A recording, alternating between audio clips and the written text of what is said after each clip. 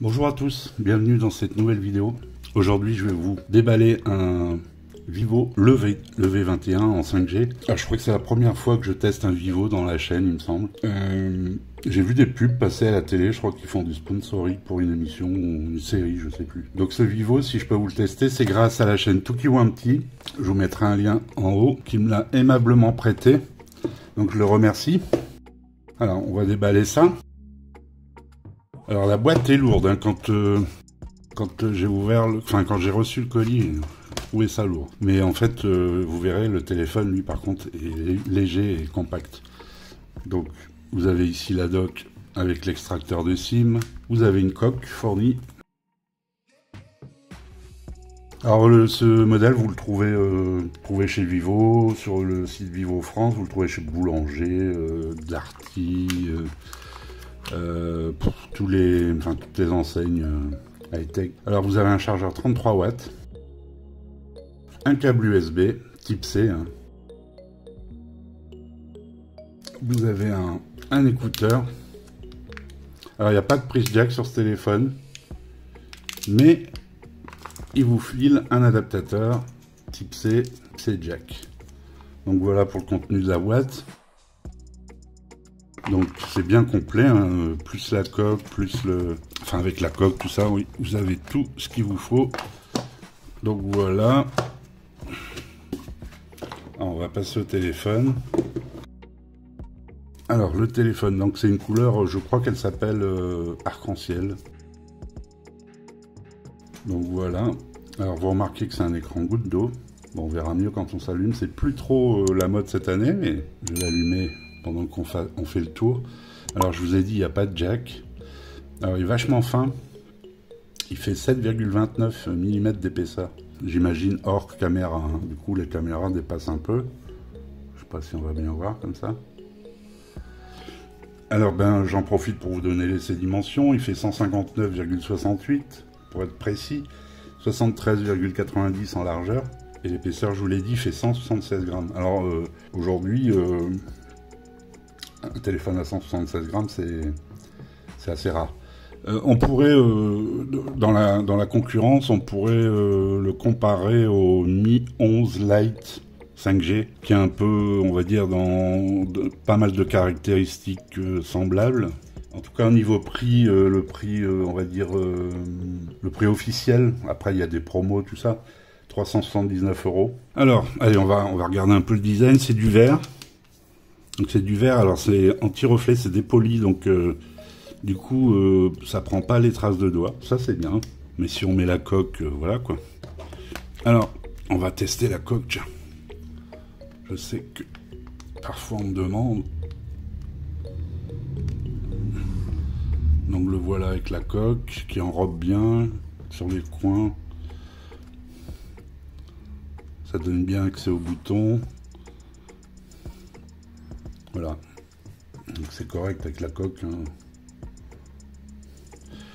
Allez, on va allumer ce téléphone pendant ce temps-là. Après, une fois qu'il sera allumé, je vous donnerai les caractéristiques techniques. Allez, c'est parti.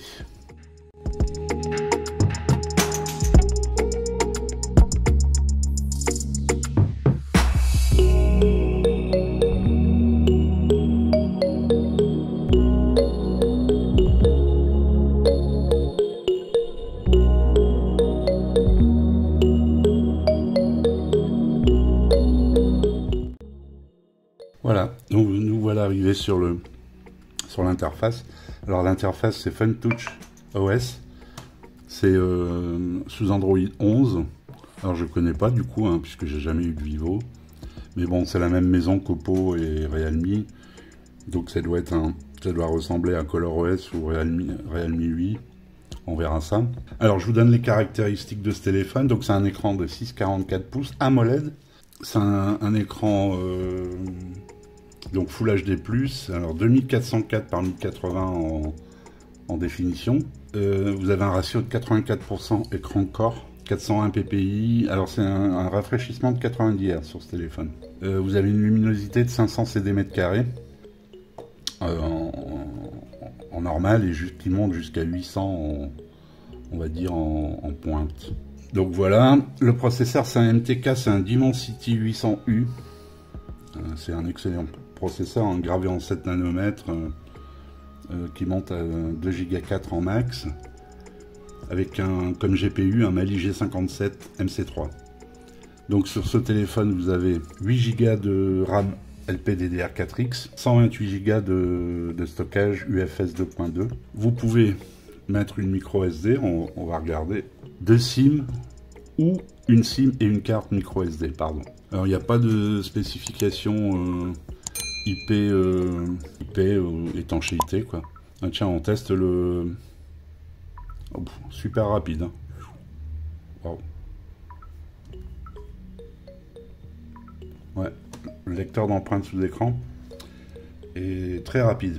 L'avantage de ce téléphone, alors si vous aimez bien la 5G et les selfies, parce que c'est un 5G, il est full réseau, dont la 5G, et vous avez une caméra avant 44 mégapixels OIS, c'est-à-dire qu'il y a une stabilisation optique. Et derrière, vous avez un capteur principal de 64 mégapixels qui est aussi stabilisé optiquement, donc OIS, donc f1.79 en ouverture. Vous avez une 8 MP en ultra grand angle, en f2.2, et vous avez en f2.4 une 2 MP macro. Donc voilà, donc du coup il y a 3 capteurs. On parlait des caméras, donc les caméras vous pourrez filmer en 4K aussi bien à l'avant qu'à l'arrière. Donc je vous ai pas... Alors le Bluetooth c'est du Bluetooth 5.1, Wi-Fi 5, du NFC, vous avez la fonction VoLTE. Donc la batterie c'est une batterie de 4000 mAh. Alors bon j'ai un peu regardé, ça paraît aujourd'hui un peu faiblard mais l'autonomie paraît qu'elle est bonne. Vous avez un chargeur 33 watts fourni qui vous permet de le charger en 30 minutes de 63%. Vous avez vu, le lecteur d'empreintes est sous l'écran, vous avez le verrouillage, le déverrouillage facial, bon ça on verra lors du test. C'est du sans mono, par contre il n'y a pas de stéréo, c'est dommage dans cette gamme de prix. Pas de FM, pas de prise jack, bon c'est sûrement pour ça qu'il n'y a pas de FM, puisqu'il n'y a pas de prise jack.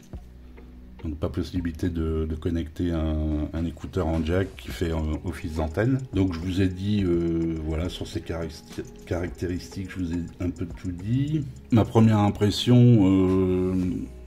une jolie boîte, un peu brillante. Ma première impression, bon, sur ce téléphone, je le trouve un peu cher, pour ce qu'il propose. Pas parce qu'il y a un... Enfin... comme il y a un médiathèque dedans, il pourrait baisser le prix, puisque c'est un processeur qui est moins cher, hein. Même si c'est un très bon processeur, hein. Moi j'en ai testé plusieurs avec les Dimensity, le 1100, là c'est le 800U, ça fonctionne très bien, c'est performant. En Antutu, on arrive avec Antutu V9, on arrive dans les 380 000 points. Ce qui est pour un téléphone milieu de gamme qui est correct, très correct. Mais bon, on peut lui faire quelques reproches. Le design arrière il est magnifique. Hein. Il est fin. C'est beau ce style chromé et plat.